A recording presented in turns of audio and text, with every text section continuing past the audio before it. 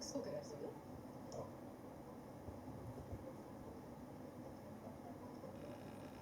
転換の患者さんのことを私も聞いたわ。難しい問題ね。正直どうしていいのか分からない。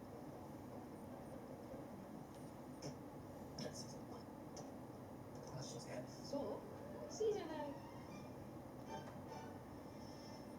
何が美味しいと思うかは人それぞれ違うものでしょ。何が正解か人それぞれ違うよね。隠し子大森先生です。あくまでそういう噂があるというわけです。何でも彼女が頻繁に出入りしている病室があるとか。まさかその部屋に入院している患者が灰島院長が直接大森先生にお尋ねになった方が嬉しいんじゃないでしょうか。よっぽど私よりお親しい間柄のはずや。いずれにせよなぜ彼女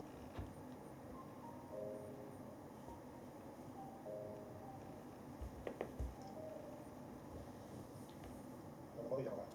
すいません、ちょっと気になっちゃって。そんなこと大したの。え？うちでできる治療もないからだって。下何頑張ってる子もいるこんなことも。理不尽ですよね。お兄ちゃんも本当に大丈夫なの？心配かけてね。僕や鳥村さんには練習じゃない。気を引き締めてとるね。はい。私と新しいしてる福祉野球者があいつだよ。お父さんがすごいから自分もすごい。なんであかりちゃんいんだよ。申し訳ありません。むくみはいつか。置いてみな。気づいたらどんどん腫れてる気がするよ。腫れるさ。ああ、痛い。あ、痛いよ、バカ。お様。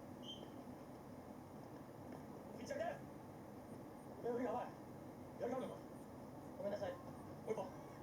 はい。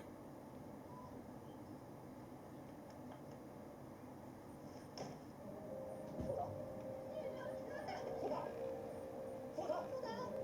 外か？どうしてですか。落ち着いてください。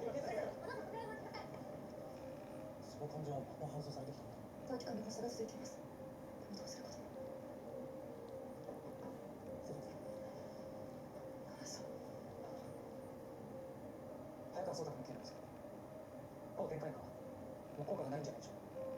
そうですけど、だからといってご両親が手術を望まない以上、我々はその中でできることを模索していくかもしれません。せめて本人に治療の選択肢を与えてあげるべきだと思います。医者にもできることとできないことがあるんです。子供の人生を決め、その責任を背負えるのは嫌だけです。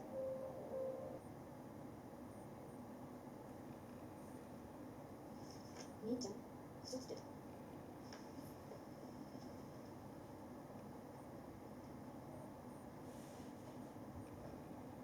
またその話？いい加減にして。皆さん落ち着きましょう。どうかされたんですか？五十嵐のやつしつこいんだよ。まだ言ってるんですよ、治療方針で。壮太君こそ日に日に悪化しています。他にも治療法があることをきちんと彼に伝えたいんです。言ったところで無駄だろう。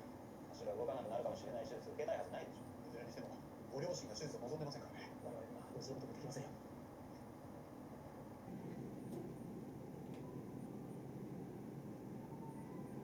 ここに一本の川がある。向こうの岸とこちらの岸を真っ二つに隔て区別する川。人と人との間にも